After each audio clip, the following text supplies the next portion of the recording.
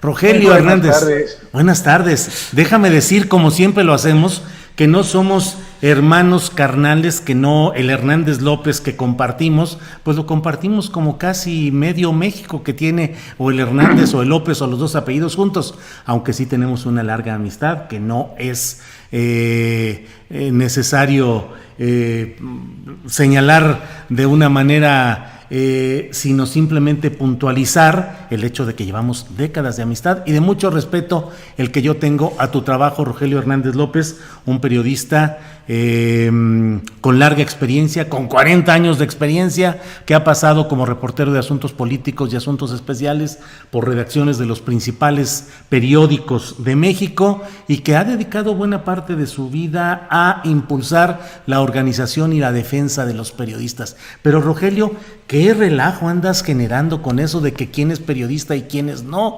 Y que si John Ackerman es periodista o no, y que si el señor Carlos Pozos, conocido como Lord Molécula, es periodista o no. Platícanos, por favor, algo de esto. Sí, me reí mucho de los comentarios que hay en el chat de este noticiero, Uh-huh. porque sí hubo una cantidad más o menos interesante que me ligaron con los periodistas chayoteros, según Sí. sus definiciones que hacen, de las nuevas definiciones que hay sobre periodismo. Ajá. Y luego ya entre colegas, algunos me reclamaron que por qué le ando diciendo par a Lord Molécula, Uh-huh. porque dicen que quien se dedica a hacerle propaganda y el caldo gordo en las mañaneras al presidente de la República no merece que lo llamen periodista, pero bueno, hicieron un buen debate ahí entre ellos, supongo que de eso se trataba. Pero ahora me están enviando un video de que renace un canal digital también de alguien que yo no lo apodé, le encontré un sustantivo que es un periodistófago. Ajá. Sí, porque es un periodista que se dedica a hacer periodismo desde Estados Unidos, pero le encanta hacer malas notas de los periodistas de México que no le gustan. Ajá. No le gusta Julio Astillero, no le gusta Aristegui, no le gusta Riva Palacio, no le gustaron 25, hizo un material por ahí en proceso el año pasado, que le provocó varias demandas a proceso por haberlo publicado, y a este personaje periodistófago que lo despidieran de un par de medios donde publicaba. Pero bueno, a final de cuentas, es cierto que los periodistas somos un abanico casi como el arco iris, de distintas calificaciones, distintas calidades, distintas formaciones, distintas preferencias políticas, y lo único que nos puede atar, que es un poco lo que comentábamos en el programa anterior, lo que nos puede atar es un código mínimo de ética periodística profesional, Uh-huh. con sus patrones principales. La norma de que los periodistas están para informar asuntos del interés público. La siguiente tienen que hacerlo de la manera más profesional, es decir, sin sesgar deliberadamente la información, sin disfrazar ni disimularla, y sí, efectivamente, además de informar, tienen que ser críticos con quien esté enfrente o con las cosas que merezcan ser criticadas. Entonces yo creo que dentro de ese rango, la mayoría de gente que estamos aquí, que por cierto parece haber una diversificación gigantesca, me puse a revisar los 1,680 beneficiarios de publicidad del gobierno federal, Uh-huh. que también lo son de muchos estados. Ahora resulta, y me parece muy bien, que son medio chiquitos y la mayoría digitales. Uh-huh. Este es un fenómeno nuevo del periodismo mexicano, muy nuevo, que aunque no esté definido jurídicamente, es periodismo no lucrativo. Uh-huh. Ustedes han de saber mucho más de eso que yo, porque son empresas pequeñas de 4, 5, 6 colegas que solo tienen ingresos para la sobrevivencia, pero no pueden lucrar porque no venden publicidad, porque reciben algún otro estímulo por tener muchos adeptos, pero no están lucrando. Este es un fenómeno interesantísimo. Algún tiempo, hace como año y medio, yo calculé que por cada estado había promedio, según el tamaño del estado, pero eran más de 2,000 sitios web o canales de YouTube o lugares específicos donde se está haciendo periodismo que le llaman los expertos periodismo de información local, periodismo de cercanía, en las redes sociales, en internet, y no es lucrativo. Entonces este es un fenómeno interesante, pero volvemos a lo mismo, la pregunta de origen y lo que dio pauta para el debate, es que somos diferentes, no tenemos que clasificarnos entre los buenos y los malos, entre los que apoyan a Andrés Manuel o los que no lo apoyan, y ya por eso ya todos caen en la olla de los chayoteros o de los, ¿cómo les llaman? Los Sam Lovers o no sé cómo les digan, ¿no? Pero sí. Bueno, pues me pareció muy bien, me gustó mucho, y luego el material que me hiciste favor de publicar de esto de molécula y del señor Hackerman, también ha tenido una muy buena repercusión, porque no sé si está bien que se lo diga a uno de mis patrones, pero son 18 patrones, o sea, la columna me la publican en 18 lugares, y luego me contestan a mí pensando que tú eres el que lo escribió. Sí, así es.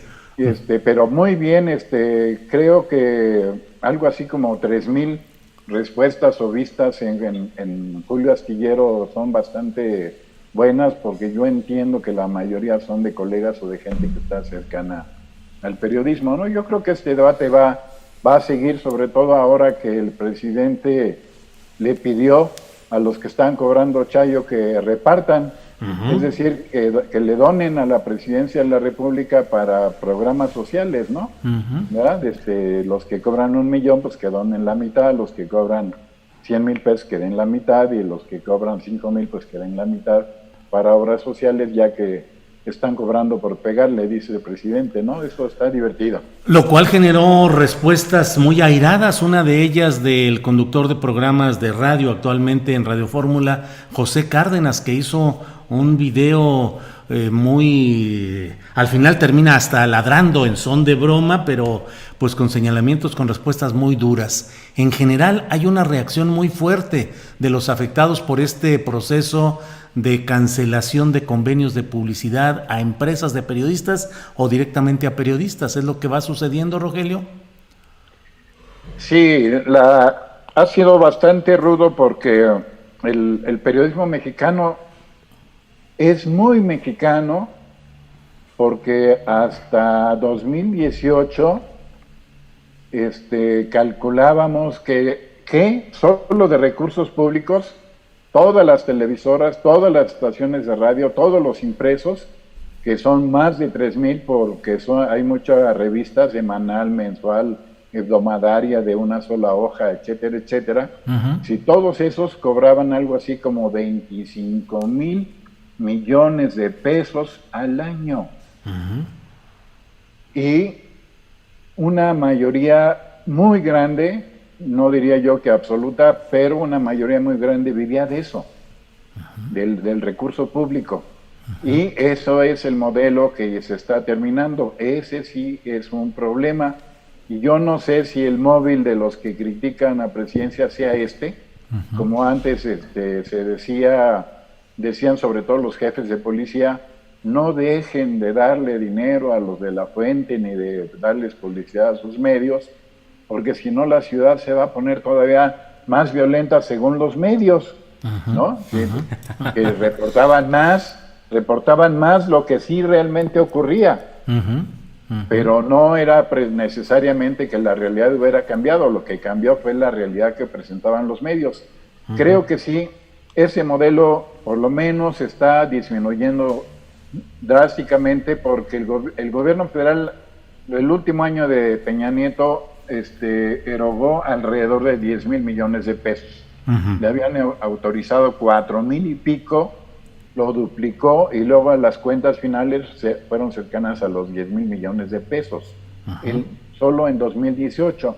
Si suman ustedes lo que dan los organismos autónomos, lo que dan las universidades, lo que dan los gobiernos estatales, lo que dan los gobiernos municipales, hay municipios como el de Querétaro, hay municipios como el de Torreón, hay municipios como el de Monterrey, que dan mucho más que Colima o que Tlaxcala de publicidad. Todo eso sumaba más de 25,000 millones de pesos y evidentemente eso está disminuyendo, entre otras cosas, porque el recurso que usaban los estados y los municipios lo tomaban de partidas federales. Así es que ese era un universo gigantesco, no es solamente la emisión de publicidad del gobierno federal, que comentábamos la vez pasada. El gobierno federal le aprobaron algo así como 2,400 millones para 2019, pero ya nos dieron la cuenta, un reportaje que salió de que el gasto final fue cercano a los 3,000 millones de pesos. De todas maneras, es mucho dinero. El modelo ese de negocios para México debería estarse liquidando y como vemos ya está ocurriendo, ¿no?